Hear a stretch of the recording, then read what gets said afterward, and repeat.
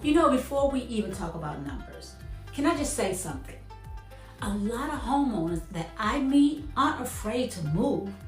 They're afraid that their house won't sell for what they needed to sell for. And that is fear that's very, very real. So we're talking about your equity, your memories, your future, your plans, and then sometimes your retirement. So when you say, quote, I'm not sure if it will sell for what I want, what I really hear is, I don't want to make a mistake. And that makes a lot of sense to me. And by the way, I am Denise Watkins, and around here we talk about real estate. We talk about life transitions, and we make smart moves for your next chapter. So let me tell you something that I've learned after doing this business for 25 years. Most of the stress around selling doesn't come from the market. It comes from not knowing. Not knowing what buyers are thinking, not knowing what your home is truly worth right now. And then what would happen if it doesn't sell, or what your next move would look like. So let's slow down, because there are only 4 things you need to look at right now. Not 20, 4. First, price.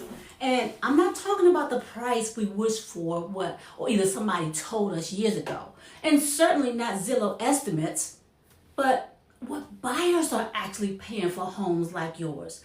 Yours right now in this economy. Second, condition.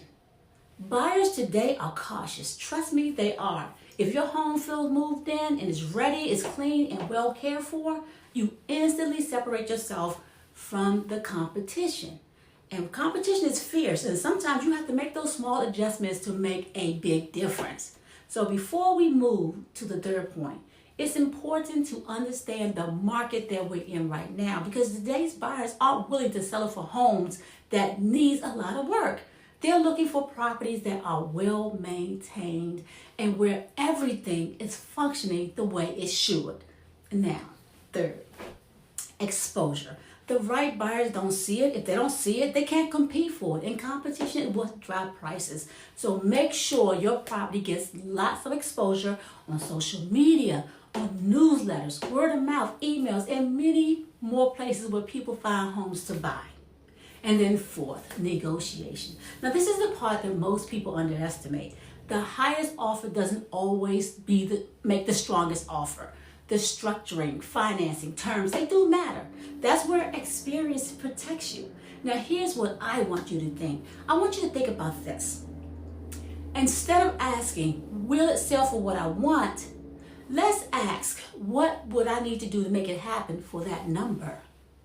So, do we need a stronger marketing plan? Maybe better preparation, maybe better pricing, a different timing strategy.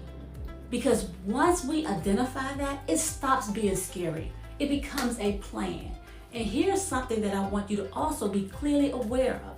You are not obligated to sell. Just because we explore the numbers, it doesn't mean that you're committed to doing anything. Sometimes the best decision is just staying. But I'd rather for you to decide that from yourself based on research, data, and clarity. And at the end of the day, I do not want you guessing. I want you to be informed, because when you understand the strategies, the numbers, that's when you know that you can make your move, you have more options, and you can do that with more confidence, because confidence replaces uncertainty. So remember, your next move should match the life you're ready to live.